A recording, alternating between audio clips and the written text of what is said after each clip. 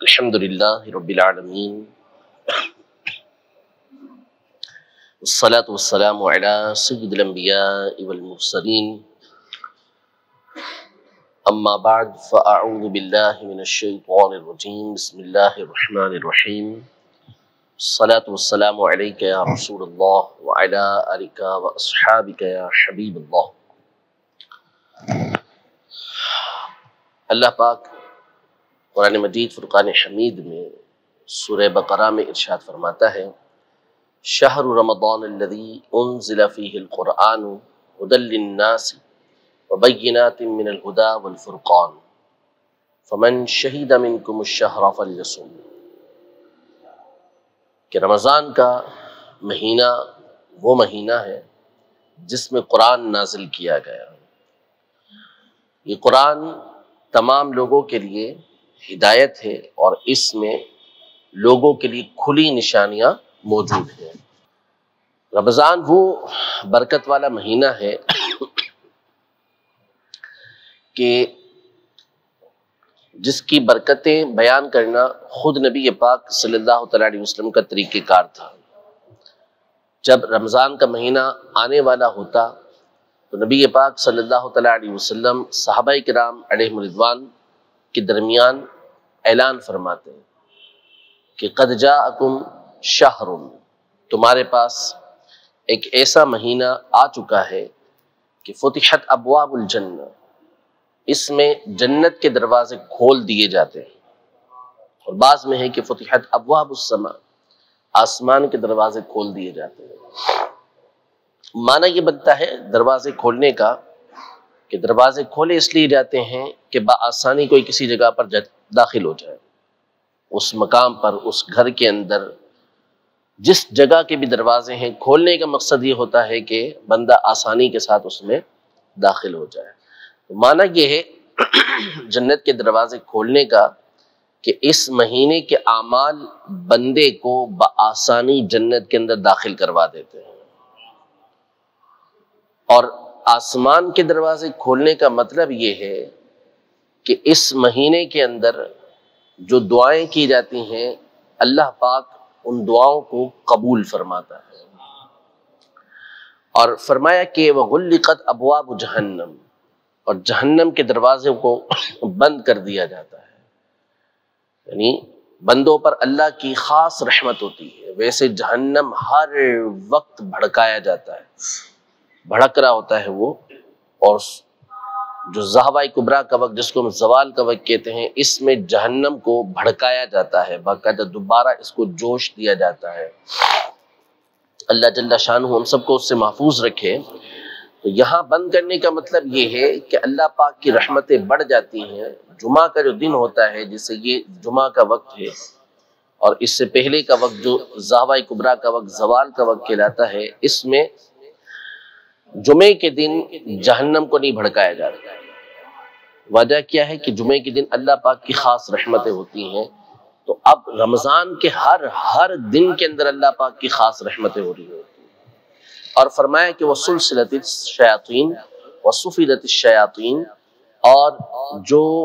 سرکش بہکانے والے شیطان ہیں ان کو قید کر دیا جاتا ہے۔ معنی یہ بنتا ہے، مطلب یہ بنتا ہے اس کا کہ اللہ پاک بندوں کے لیے نیک اعمال کرنے کے لیے آسانیاں پیدا کر دیتا ہے۔ یعنی اس مہینے میں اجر بڑھا دیا جاتا ہے، ثواب بڑھا دیا جاتا ہے ہوتی ہیں، اور ساتھ ہی ساتھ عمل کرنے کے لیے اسباب بھی مہیا کر دیے جاتے ہیں کہ شیطان جو بہکانے والے شیطان ہیں، سرکش شیاطین ہیں، ان کو قید کر دیا جاتا ہے تاکہ بندہ آسانی کے ساتھ نیک اعمال۔ دن اور رات میں ویسے جو قبولیت ہوتی ہے دعاؤں کی، وہ رات کے وقت میں زیادہ ہے۔ عام حالات کے اندر جب ہم دعا کرتے ہیں تو وہ رات کے وقت میں زیادہ قبول ہوتی ہے، لیکن رمضان کا مہینہ وہ ہے کہ اس کے ہر لمحے کے اندر بندہ دعائیں کرتا ہے تو قبولیت کے زیادہ قریب ہوتی ہے۔ تو اب اس مہینے کے اندر جو مہینہ آنے والا ہے اور نبی پاک صلی اللہ علیہ وسلم اس کی آمد کو بیان کریں، اور یہ ایک واحد مہینہ ہے، ایک ہی مہینہ ہے جس کا نام لے کے قرآن پاک میں ذکر کیا گیا، کسی اور مہینے کا قرآن پاک میں نام نہیں ذکر کیا گیا۔ مہینوں کی تعداد بتائی اللہ پاک نے کہ اللہ کے نزدیک زمین و آسمان کی پیدائش کے وقت سے مہینوں کی تعداد 12 ہے، لیکن نام صرف رمضان کا ہے۔ اور یہ بہت بڑی بات ہوتی ہے کہ اللہ پاک جس جگہ، جس مقام کا، جس شخصیت کا، جس مہینے اور دن کا نام قرآن پاک میں ذکر کرتے تو اس کی شان بڑی بلند و بالا ہوتی ہے۔ تو قرآن مجید فرقان حمید میں اس نام کا آنا بھی، اس مہینے کے نام کا آنا، یہ خود اس مہینے کی اہمیت کو بیان کرتا ہے۔ اور پھر قرآن مجید فرقان حمید خود بیان کر رہا ہے کہ اللہ پاک نے اس مہینے کے اندر قرآن پاک کو نازل فرمایا، یعنی قرآن پاک کے نازل ہونے کی ابتدا اس مہینے سے ہوئی۔ تو میں نے پہلے بھی عرض کیا تھا کہ اس مہینے کے اندر چند عبادات کرنے کا خاص طور پر ذہن بنا لیں، کیونکہ اس مہینے کے اندر یہ عبادات کرنا ایک تو آسان ہوتا ہے، لیکن ساتھ میں یہ نیت رکھیں کہ اس مہینے میں ان عبادات کی برکت سے اللہ پاک کو ساری زندگی عبادات کرنے کی توفیق عطا فرمائے۔ قرآن نازل ہوا تو اب تاخیر نہ کریں، دیر نہ کریں، پڑھنا ابھی سے شروع کر دیں،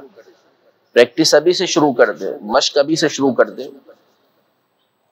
تو وارم اپ میچ بھی کھیلتے ہیں نا، تاکہ بندہ پہلے سے چست ہو جائے اور پھر اچھی طریقے سے میچ کھیل سکے۔ تو دنیا کے سارے کام کرتے ہیں، حج پہ جاتے ہیں تو حج پہ جانے سے پہلے چپل کو اچھی طریقے سے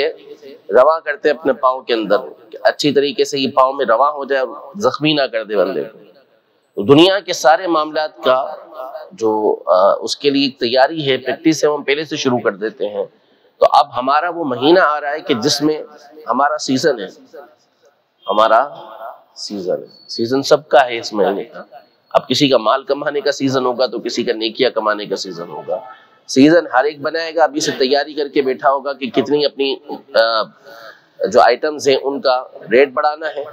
اور بہت سو نیت کی بھی ہوگی کہ اس مہینے کے اندر ہم نے اتنی نیکیاں کرنی ہے۔ تو جو جس کی نیت ہوگی اس کو ثواب ملے گا، لیکن اچھے کام کی نیت کی بھی ہے تو اس کا ابھی سے آپ پریکٹیکل کرنا، اس کی پریکٹس کرنا ابھی سے شروع کر دیں، تاکہ پھر آپ جب رمضان تک پہنچے تو پھر آپ کو وہ کام کرنا آسان ہو جائے، اچانک وہ کام نہ کرنا پڑے۔ رمضان مبارک میں جہاں اور بہت ساری عبادتیں اور نیکیاں ہیں، ان میں سے ایک اہم ترین نیکی دعا ہے۔ دعا اللہ پاک کو بہت پسند ہے۔ حدیث مبارکہ میں یہ ارشاد فرمایا کہ اللہ پاک اس بندے سے ناراض ہوتا ہے، اس پر غضب کرتا ہے جو اللہ سے دعا نہیں مانگتا، اللہ سے مانگتا نہیں، اللہ پاک اس سے ناراض ہوتا ہے۔ افطار کے وقت کے حوالے سے خاص طور پر یہ حدیث پاک میں ارشاد فرمایا کہ افطار کے وقت روزے دار کے لیے دو طرح کی خوشیاں ہوتی ہیں، دو طرح کی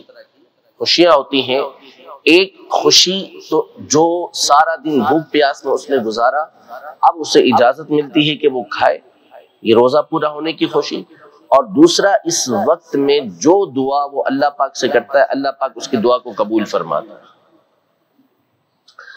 یعنی یہ وہ وقت ہے کہ اس میں دعا کی جائے تو اللہ پاک اس دعا کو بندے کی قبول فرماتا ہے۔ بڑے پر ذوق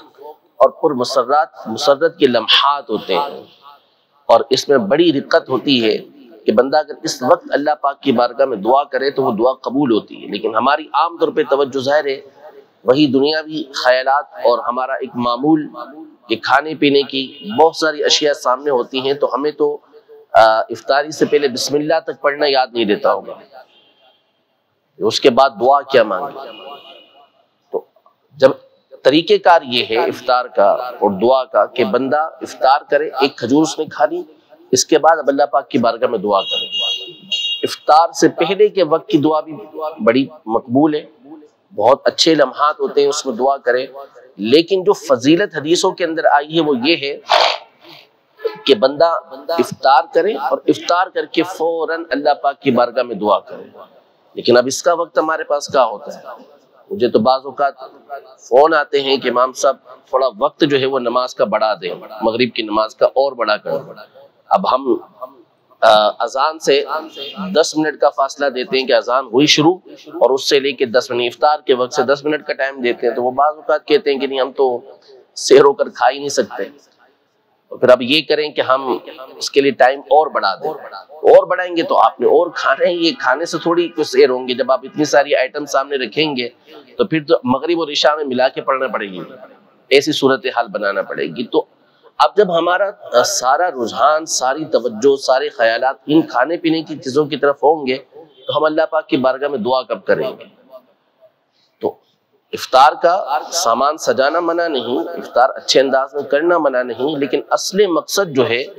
وہ اس وقت اللہ پاک کی بارگاہ کے اندر دعا کرنا ہے کہ اس روزے کا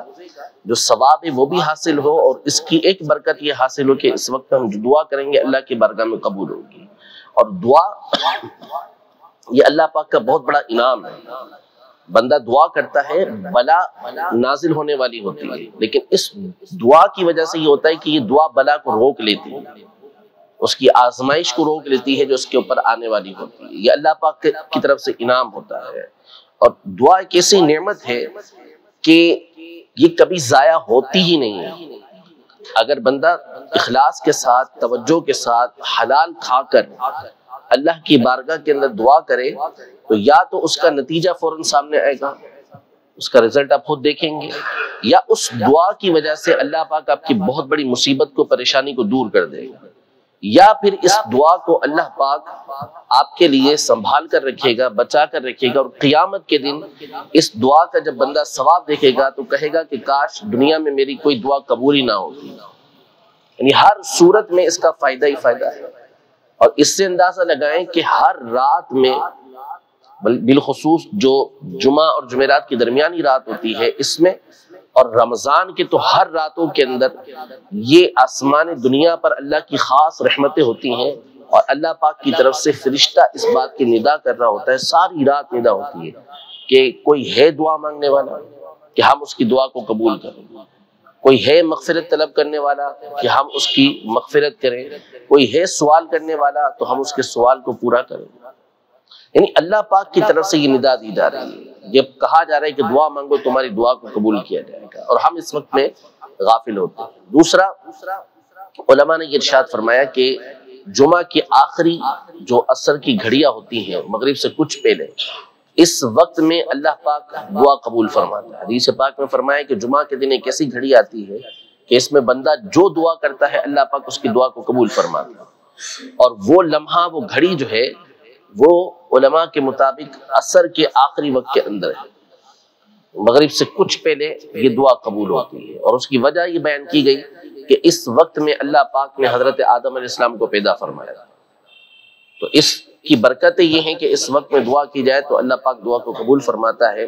تو یہ ہر روز کے عصر کے اندر حاصل ہو سکتا ہے، اگر اخلاص کے ساتھ، لاہیت کے ساتھ بندہ دعا کرے تو اللہ پاک اس کی دعا کو اس وقت میں قبول فرمائے گا۔ تو افطاری سے کچھ پہلے اپنے گھر پہنچ کر اللہ پاک کی بارگاہ کے اندر دعا کریں، اپنے دست دراز کو بلند کریں، انشاءاللہ تبارک و تعالی اللہ پاک جو ہے وہ برکت عطا فرمائے گا۔ اور یہ نیت کریں کہ پھر اپنی عادت بنا لیں کہ اللہ پاک سے مانگنا ہی مانگنا ہے، نمازوں کے بعد بھی مانگنا ہے، وقت نکال کر بھی مانگنا ہے، اور تہجد کا موقع ملتا ہے، آسان ہوتا ہے رمضان کے اندر کہ سحری میں اٹھ کر بندہ بآسانی 2 رکعت تہجد پڑھ سکتا ہے، تہجد پڑھ کر اللہ پاک کی بارگاہ میں رو رو کے دعا مانگے، توجہ کے ساتھ دعا مانگے، اور اس نیت سے مانگے کہ اللہ پاک قبول بھی فرمائے گا اور آئندہ مجھے مانگنے کی توفیق بھی عطا فرمائے گا۔ اللہ سے مانگنے کے اندر ایک لذت ہے، ایک لطف ہے، ایک مزہ ہے، اور بسا اوقات یہ مزہ بندے سے چھین لیا جاتا ہے، نکال دیا جاتا ہے، اس کی توجہ ہی نہیں ہوتی، اس کو مانگنے کا مزہ ہی نہیں آتا، مانگے گا بھی تو اس کے خیالات کہیں اور ہوتے ہیں۔ تو جو اہل اللہ ہوتے ہیں وہ اللہ کی بارگاہ میں جب کسی کے اوپر ایسی کیفیت طاری ہو جائے تو دعا کرتے ہیں کہ اللہ وہ جو تجھ سے مانگنے کے اندر لذت آتی تھی وہ لذت ہمیں عطا فرما، واپسی عطا فرما، کہ یہ لذت بڑی اللہ پاک کی طرف سے نعمت ہے کہ اس سے مانگتے ہوئے بندے کو مزہ آنا چاہیے۔ تو اللہ پاک ہم سب کو اپنی بارگاہ میں خوب دعائیں کرنے کی توفیق عطا فرمائے، اور رمضان کے مہینے کو اللہ پاک ہمیں نیکیوں کے اندر گزارنے کی توفیق عطا فرمائے، اس مہینے کی قدر اللہ پاک ہمیں عطا فرمائے۔ آمین بجاہ النبی الامین صلی اللہ تعالی علیہ وآلہ وسلم۔